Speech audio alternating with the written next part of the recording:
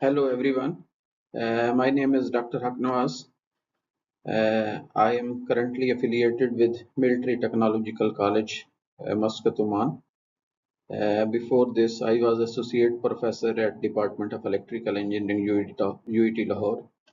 And before that, I worked at University of Colorado, Boulder, USA. In this invited talk, I am going to discuss the unidirectional printed monostatic antennas with high interport isolation for in-band full duplex applications. So I will proceed in this talk like this. First, I will discuss why we need in-band full duplex transmission or wireless communication, and what is in-band full duplex technology, and what is the role of in-band full duplex antennas for realization of in-band full duplex wireless communication, and can we realize the shared aperture, I mean single radiator based antennas for in-band full duplex application where we have a very high isolation or low levels of the coupling between the transmit and receive ports. Then I will discuss some examples of the monostatic antennas which offer high interport isolation. I will start with a simple radiator with two ports, one port for the transmit purpose and other port for the receive purpose, and both are working at the same frequency. Then I will discuss some techniques to achieve high isolation through effective self-interference cancellation for these antennas, and two important methods or the techniques are single inversion method, and the second is, which is most common or the popular technique, that is called differential or the balance feeding technique. And then I will conclude this talk. So the important thing is that why we need in-band full duplex technology. If you see this flower, which is called 5G flower, one of the important requirement is the improved spectral efficiency. You know, in the wireless communication environment, we have a very congested spectrum or the frequencies. So we should use the available frequencies or the bandwidth effectively. So the spectrum efficiency, the meaning of the spectrum efficiency is that we have improved data rate or the throughput per available bandwidth. So that is like bit per second per hertz. So in conventional communication system, you know, we for the two-way communication or the bidirectional communication, either we use frequency division multiplexes, you know, the forward and the reverse link or uplink and downlink links, they use different frequencies, or we use the time division multiplexes where we have a different time slots for the transmission and the reception, and we can use a single antenna and we can use a separate antenna, that is called monostatic and bistatic antenna with reference to the radar communication. So in-band full duplex technology uses the same frequency and same time for the transmission and the reception purpose. So just think about this one. We have a single road where we have the forward and we have the reverse communication on that channel. So for in this picture you can see that we have a single antenna based transceiver and we have a separate antenna based transceiver. So we have a F1 and F2 for the forward and the reverse are uplink and downlink frequencies. So in-band full duplex, or which is also called shared frequency full duplex, or also sometimes called simultaneous transmit and receive communication, which is called STAR. We have a same frequency for the forward and the reverse links. So you can see that this will offer a huge benefit in terms of the spectral efficiency, because we are using the same range of frequencies or the bandwidth for the transmission and the reception purpose. So just think about this one. For example, we have a bandwidth up to 20 hertz for the transmission and 20 hertz for the reception. And we reduce that bandwidth to the 20 hertz both for the transmission and reception. So for example, in certain bandwidth, we are serving 5,000 users in the mobile environment. So we can serve 10,000 users if we use in-band full duplex technology. And that's a great benefit in terms of the cost also. And you know the spectrum is very expensive thing these days. So we can effectively reduce the cost of the wireless communication, or we can reduce the burden on the subscriber in terms of the charges or the cost of the communication system. So what is the challenge in realization of in-band full duplex communication system? Although the in-band full duplex communication or shared channel full duplex communication can theoretically offer the twice of the improvement in the spectral efficiency.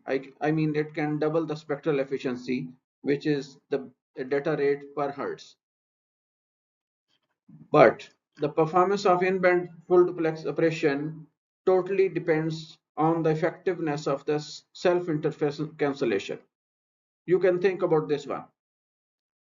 You have a transmitter, you have a receiver, so your receiver must receive the signal from remote transmitter. But unfortunately, your receiver and transmitter, they are working on the same frequency. So your receiver will receive the signal from co-located transmitter. And that's a big challenge, and that is called self-interference or RF leakage. So if we devise any mechanism which can suppress this self-interference cancellation, which is called SIC, then we can effectively realize the in-band full duplex communication. So what is the role of these self-interference cancellation schemes, or the technique is that they suppress the leakage from co-located transmitter to enable the successful detection of the signal of interest, which is basically coming from the remote transmitter.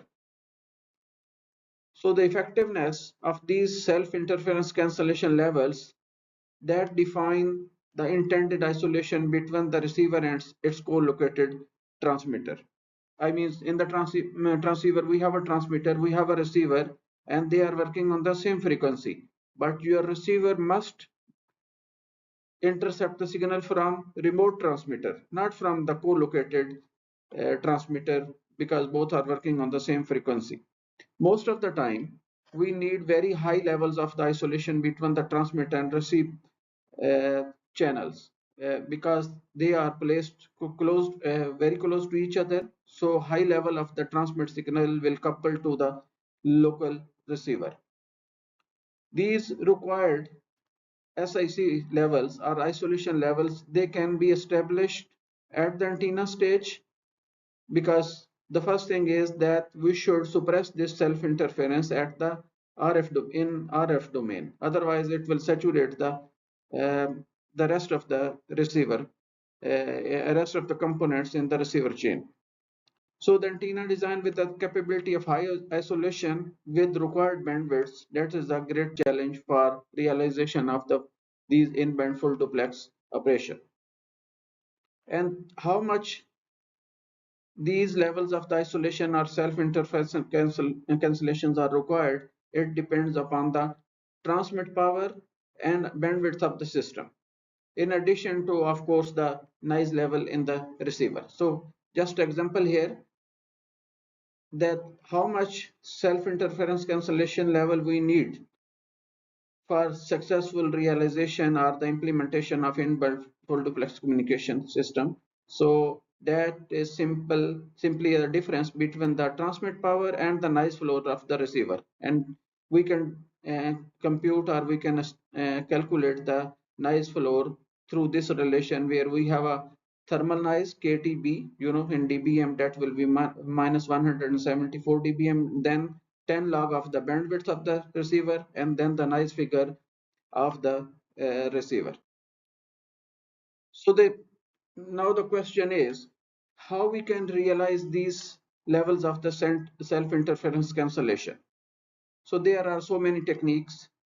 We can realize self-interference cancellation both in analog and digital domain. In this talk, I will focus on the analog domain self-interference cancellation because the first thing to get rid of this self-interference is the front end of the receiver. So we can use the antennas with high isolation, or we can cancel the self-interference cancellation in RF domain. So in this schematic, you can see that we can cancel the self-interference either through the sampling of the signal before the power amplifier or sampling the signal after amplifier. So this is a very simple technique. There will be a leakage from the transmitter to the co-located receiver if we create a copy of that transmit signal which is exactly same in magnitude but 180-degree out of phase. Then we can add them on the receiver side and this will suppress the leakage. So this is a simple technique, and for single antenna we normally use the duplexer to enable it for the transmission and reception purpose at the same time. Here is one example.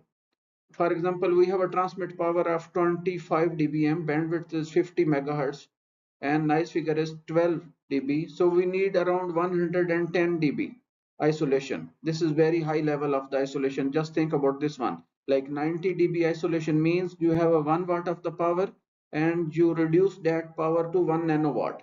So this is very high level of isolation. So what we can do is we can realize maximum isolation on the antenna stage or RF domain, and the rest of uh, that self-interference cancellation that can be realized in the digital domain. So for this case, if we have antenna for 80 dB isolation between the transmit and receive ports, then we just need 30 dB isolation in digital domain so that we can make up for the 110 dB isolation. Now the question is, can we realize a dual port monostatic antenna? Again, this is important. Two port antenna but the shared radiator or single aperture for the transmit and receive purpose, and the important thing is that radiations are unidirectional. The radiator or the antenna transmit and receive in the same direction but in unidirection.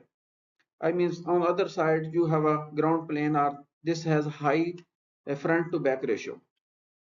And the second thing is, if such antennas are available or we can design them, then their radiation performance should not be degraded.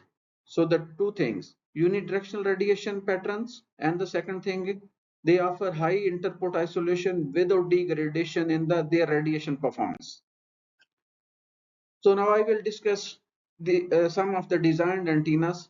We have designed so many antennas which even the single antennas, it offers 90 dB isolation. I will show you one example. So on the previous slide, I have given you an example that if 80 dB isolation is there, then we can get 30 dB isolation in digital, 35 dB in digital domain. That is not like big challenge. So we can make up like 110 dB isolation in total.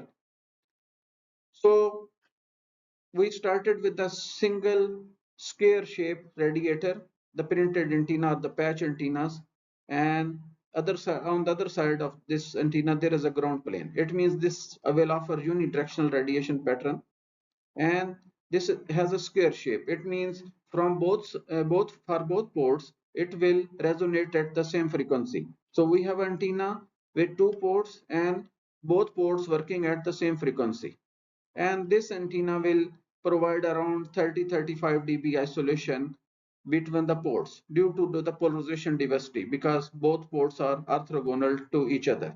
You can see the patterns here, you can see the currents for each port excitation, you can see the copolarized and you can see the cross polarized ports patterns, the levels for each port. So this is the printed antenna. So you can see here that this antenna has a peak isolation of 42 dB at center frequency, and as I mentioned earlier, the isolation is around 30-35 dB for the 10 dB impedance bandwidth of this antenna, which is 54 megahertz for this case. We have also extended this concept, dual polarized antenna, where for this antenna, the previous antenna, we don't have the DC isolation. In some application, we also need the DC isolation. I means the antenna provide the DC isolation between the ports. So in this case, we have a T-shaped, microchip T-shaped excitation for the each port, and it will provide the DC isolation and also the electromagnetic isolation for that case. So you can see here this antenna provides 42 dB peak isolation, around 37 dB isolation within 50 megahertz bandwidth, and both ports are DC isolated.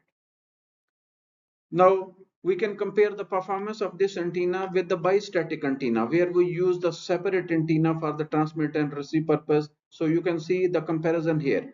The single antenna that offers comparable isolation compared to the bistatic antenna, where we have a two radiator, one for the transmit purpose, other for the receive purpose. But just compare their form factor. The single antenna or the single aperture is much smaller, the complete antenna system, as compared to the this bistatic configuration. Now the first technique to improve the isolation, because this single radiator provides 40 around 35 dB isolation. So can we improve the isolation? So the first technique is signal inversion technique, and this is very effective technique, but it has certain limitations. So you can see here we have a two ports antenna, and we have implied external self interference cancellation circuit, and that is very simple circuit. We sample the signal from the transmit port, we process that signal, and we add that signal to the receive port. And the processing mean that we realize the signal inversion conditions, which are the signal coming through the antenna and signal coming from this external circuitry. They must be equal in magnitude and 180-degree out of phase. And this will provide very high peak isolation, because signal inversion mechanism that is established ideally on single frequency, because you know the phase that is related to the frequency.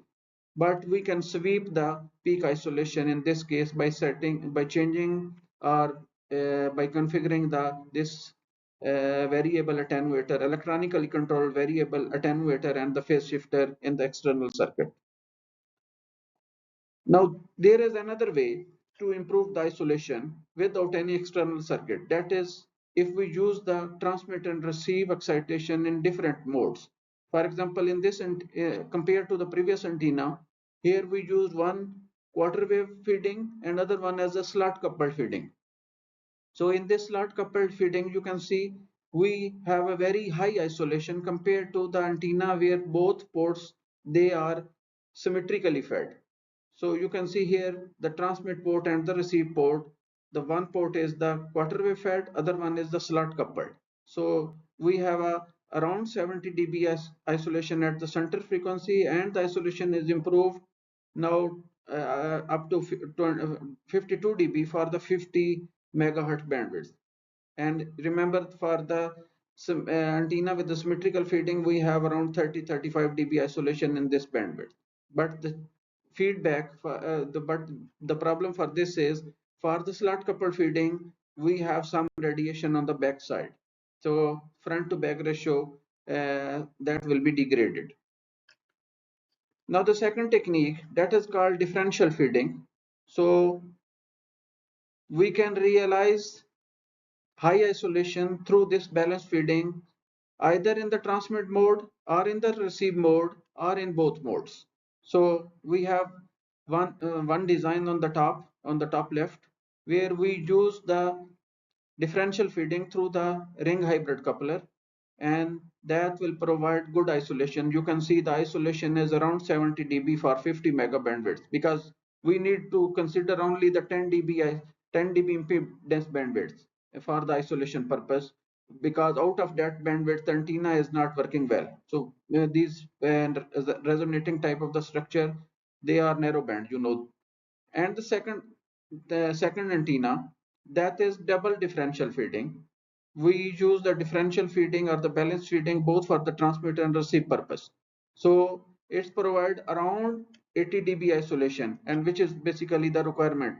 We have set this for our transceiver to achieve 110, 80 plus 30, 80 from the analog domain or antenna stage and 30 from the digital domain. So you can see more details how this antenna works and how it achieves high isolation in these published works in antenna transaction. You can see them in further details.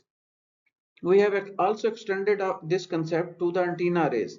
Keep this in mind that all our antennas, they have same gain for the transmit and receive purpose. This is important. We have extended this concept for the antenna arrays, where we have two elements compared to the single element, but this is also monostatic because both elements in the array configuration, they transmit and they receive at the same time on the same frequency. So we again use the ring hybrid coupler for the differential operation. So for port 1, we don't have any differential feeding, that is simple power divider. For the port 2, we use the differential feeding, and this differential feeding uh, will suppress the self interference from the transmit to receive port to isolate them for in-band full duplex application.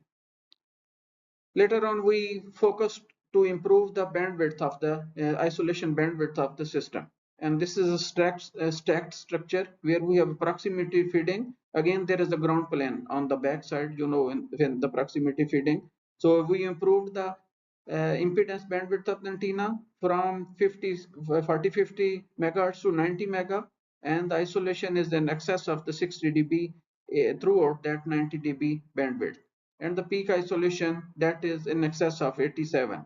This S21, that is the coupling, and the reciprocal of that S21 or S12, that will be the isolation.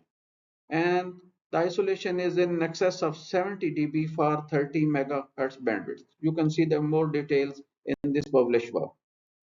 For these differential feeding, one critical or the sensitive performance parameter is the performance characteristics of the balloon or the balanced unbalanced circuit we use for the excitation for these patches. So you can see here that how the differential feeding circuit, the performance of the differential feeding circuit, which is ring hybrid coupler. Here you can use the balloon. We have also used the balloon in some other for some other antennas, and you can see here when the performance of the balloon or the balanced circuit improves in terms of the magnitude balance and the phase balance. Phase balance means two output ports are, they are 180 degree apart. So then the amount of isolation that will improve. So we must keep this in mind when we're designing an antenna based on the differential feeding. So I will conclude this talk like this: single antenna base. This is important. Not bistatic antennas, that has another domain. I means that becomes MIMO or MIMO, multi in, multi out. So single antenna based in-band full duplex communication offers improved spectral efficiency or throughput, but monostatic antennas with the unidirectional pattern, they can provide high isolation between the transmit and receive ports with the small form factor and compact architecture. And the challenge is to achieve high isolation. High interpose isolation can be achieved through the balance feeding or the differential feeding without significant degradation in the radiation performance. The differential feeding circuit in fact provides the effective self-interference cancellation for these antennas. The achievable interport isolation again depends upon the performance characteristics of the differential circuits. So in this talk, due to the time limitation, I just presented some examples of the antennas. We have so many other antennas. They are published, and you can see details in our published work if you are interested to design and implement in-band full duplex antenna based on the shear aperture. Here are some examples of our in-band full duplex are star antennas, simultaneous transmit and receive antennas intended for these applications. So you can see these published works for further details. Thank you so much for your time. And if you have any question, unfortunately, I was not able to deliver this talk on site. But if you have any question, feel free to ask through this sending an email on my email ID I have shown here. Thank you so much, and see you, I believe, on some occasion through my on-site invite. And